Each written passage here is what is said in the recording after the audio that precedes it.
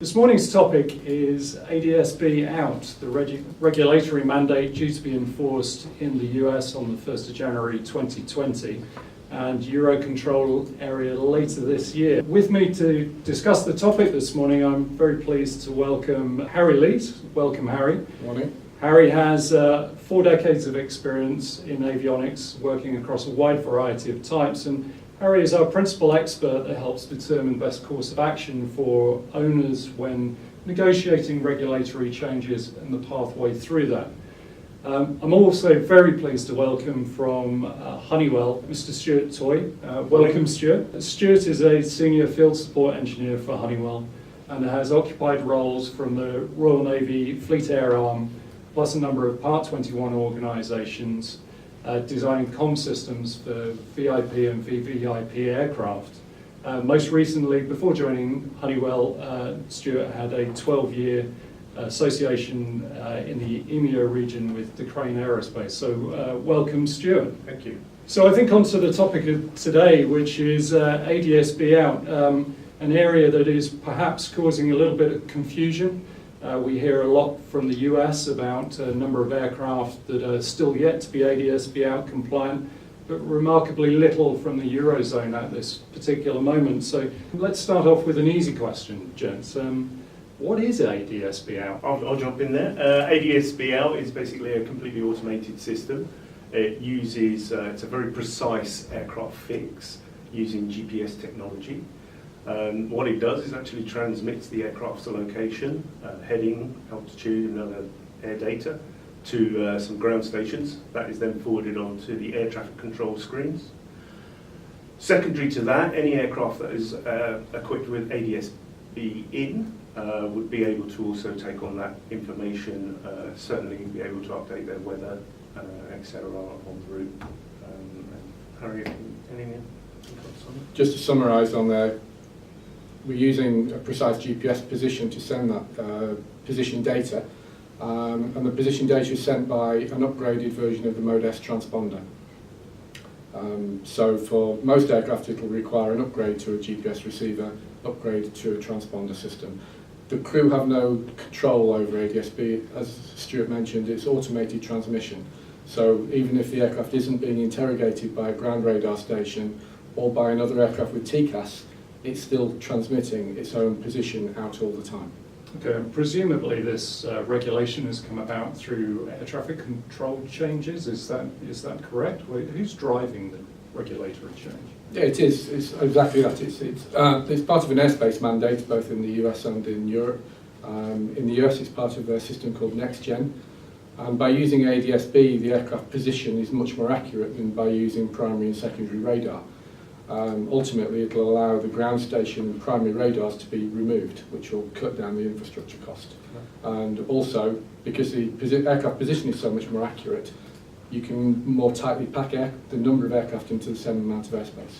Okay. And Stuart, my understanding is ADS-B out is not a new thing in the world. It's Australia has been using this for some time. Yes, a lot of the other airspaces have been using it for a considerable amount of time.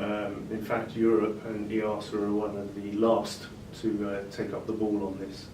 All right, okay. So lessons have been learned elsewhere. Absolutely. Here to stay. So I'm an aircraft owner. Sounds all very technical. Sounds great for air traffic control. Great for safety. But why do I need to pay attention to it? Well, if you fail to take attention of the mandate, then you're going to be restricted where you can operate your aircraft. The mandate is very specific. If we take Europe, for example, if you're flying in any controlled airspace and your aircraft is over 250 knots true airspeed cruise or over 5,700 kilos, you must be compliant. Right. If you're not compliant by June 2020, you can't fly in that airspace. Okay, so that sounds like we're talking most business aircraft. Majority is. Yeah, everything from turboprops such as the King Air right through to all the large cabin class business jets and BBJs and the like. So these dates are coming up pretty soon. I mean, we're not that far away from the 1st of January 2020, less than 2 years now. So what are the consequences of not taking action now? Well, the main consequences will be being able to get provided slots to actually get the job done. The longer you leave it, there will probably be a cost impact, and also the longer you leave it, there may be an equipment impact.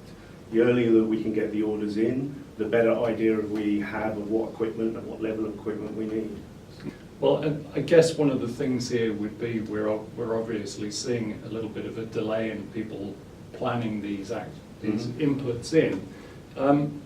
So is this a cynic would perhaps suggest that this is just the MROs, the avionics OEMs, just sort of artificially creating a market? Is this the case, that these deadlines have slipped before? Don't forget, in this case, the requirement isn't driven by aircraft or equipment manufacturers. This is driven by airspace mandates, by regulators, so by the FAA or by Eurocontrol. Whilst the equipment manufacturers are trying hard to come up with solutions, it's not them that are setting the mandate date. So that is a very important distinction. This is an ATC requirement. This is not the OEM driving a market need. It is not an upsell on a capability. It is a specific ATC requirement. Absolutely.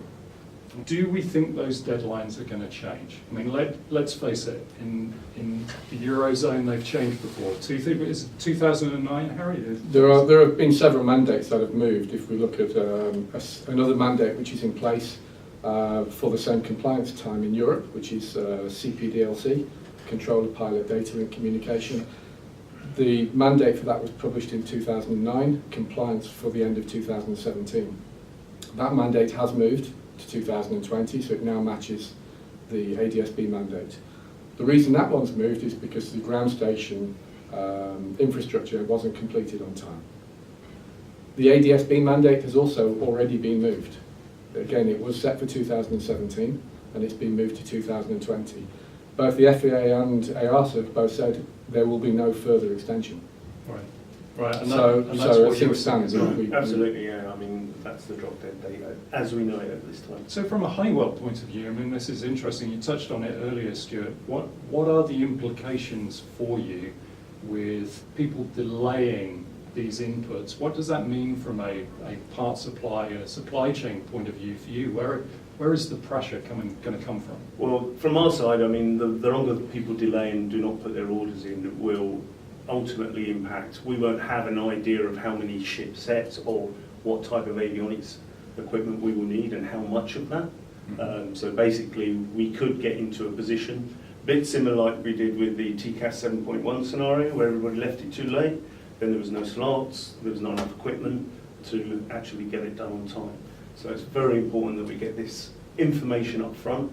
We know exactly how much equipment we need. Let's talk a little bit again about the consequences of this. So the consequences of it, for whatever reason, I've procrastinated, delayed, whatever the circumstances may be, the deadline expires, what happens? You're restricted from the airspace you can fly in.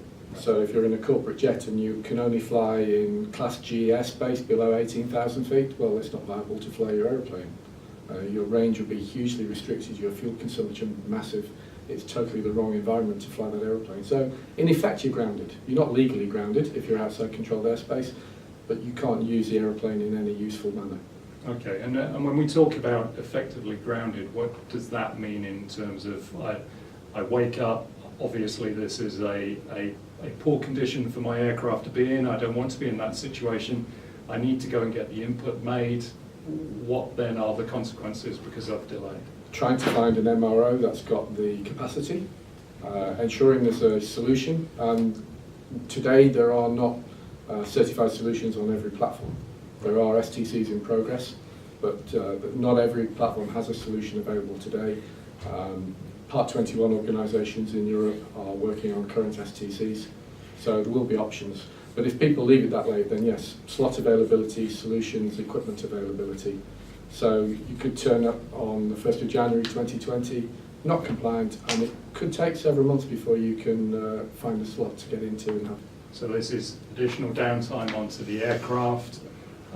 It is really kind of going to have a consequential effect on your aircraft's operations. So in terms of downtime, what kind of man hours are we beginning to look at here for an installation? If you take relatively simple aeroplane, Citation Mustang with Garmin G1000. It's a very simple upgrade. I can put it in simple terms, one piece of wire from a transponder to a GPS, all in the cockpit, upgrade the transponder, which is a service bulletin from Garmin, plug it back in. The whole job would be done probably in a day and a half, so if it's done on a scheduled maintenance input, it would have no impact on operation at all, maybe 12 to 20 man-hours. If you take something like a Hawker 800 XP with Honeywell Primus avionics, there are several solutions, depending on whether you put in a dedicated GPS receiver or upgrade the existing systems, and that is a cost decision really.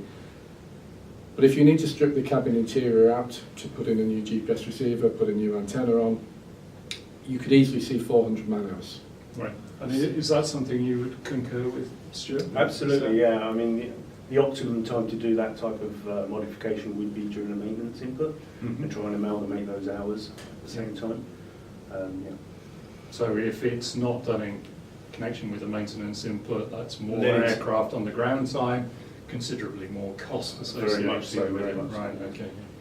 Yeah, those man hours don't sound like they come particularly cheap. No, and I would think as you approach the deadline, costs are going to go up. Yeah. That's happened with previous mandates, equipment prices will rise. Some MROs will see an opportunity there of, there's a grounded aeroplane, he needs it tomorrow, I need to reschedule all my slots. There's going to be a cost penalty associated with that.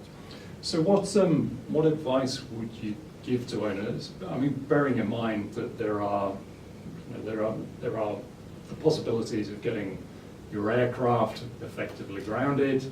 There's the possibility of builds increasing unnecessarily through procrastination or being uncertain about what pathway to go down. What would your advice be to them right here, right now? Well, at the moment would be to try and get your slots and the orders in as soon as possible. Obviously, slot availability, that's going to be really key. There's only an X amount of maintenance facilities that will be able to do it. Again, from our side, we need to know what equipment and how much equipment we need to stock. So those are the key drivers of getting in. And then the cost, of course. I mean, obviously, if you leave it to the last minute, the costs are going to go through the roof, as Harry said. Basically, a last minute slot into any MRO or anything like maintenance facility is always going to be expensive. Yep. So it's really important to get that in and in early. So maybe we can sort of extend this on, because ADS-B out isn't the only regulatory mandate coming through. I mean, Harry mentioned just a moment CPDLC. Are we looking similar timeframes by the sound of what Harry said? What are the consequences of putting these? Well, there are a couple of other mandates. Yes, CPDLC is a European mandate, controlled pilot data link, as we mentioned earlier. That's been moved from 2017 to 2020. The work involved in that is best done at the same time. If you need to do a cabin strip for access, you're best doing that at the same time as you do ADS-B. There's really very little publicity happening about CPDLC. People aren't perhaps aware of it. But it's any aircraft in Europe flying over 18,000 feet in controlled airspace, again over 250 knots or over 5.7. Over flight level 285, it's the same as the RVSM mandate. But any of those aircraft will need to be CPDLC compliant by 2020. So just because I've got ADS-B out, sounds like it doesn't mean that I'm actually compliant. No, it's not the whole story, no. Right. And then at the same time, aircraft that are flying on the North Atlantic, from December just gone, you have to be compliant with FANS 1A if you want to fly in MNPS airspace. So flight levels between 350 and 390. If you're not FANS 1A compliant now, you can't fly in those nominated tracks. We are aware of aircraft that have happened over the new year where they've been refused flight plan tracks that they wanted to use, had to reroute, take additional tech stops for fuel. Right. So immediately those aircraft are already incurring financial penalties and time penalties to their owners, passengers, by having to route alternate means. Yes. So FANS 1A CPDLC definitely needs to be addressed at the same time as doing ADS-B. Right. And Stuart, from a equipment perspective, what are we talking here? Are we talking similar technologies that are involved? What is being put into the aircraft? Yeah, basically technology-wise and LRU-wise, yeah, very much so. There's still a lot of modification work that needs to be required to install those systems. Again, it involves a lot of man hours. The more you can amalgamate the man hours, the better, more cost-effective it will be. Yeah. Certainly, we still, again, if we still don't know the numbers of LRUs and stuff that we need and require, then again, there's always the chance of not having enough. Right, okay. So again, the message here is we need to get these orders in soon to ensure that you've got the part supply to hand over to the MRO, to be fitted, and that is going to be a smooth transition. If not, you're in a slightly chaotic, not really sure when things are going to happen, costs time, costs money. Okay. From a Honeywell point of view, obviously you offer part of your history, Stuart, has been in the design of communication systems. Mm-hmm. So is that an opportunity as well to look at some of the communication systems within the aircraft? Presumably if the interior is out, then there are some other aspects that could be fitted. There's certainly upgrade paths. I mean, we do have a lot of service bulletins and sales bulletins for customers to look at and see the different routes they can take. Yeah. Definitely, yeah. In summary, then, it sounds as though action, it's not really a myth that action needs to be taken. Action does need to be taken.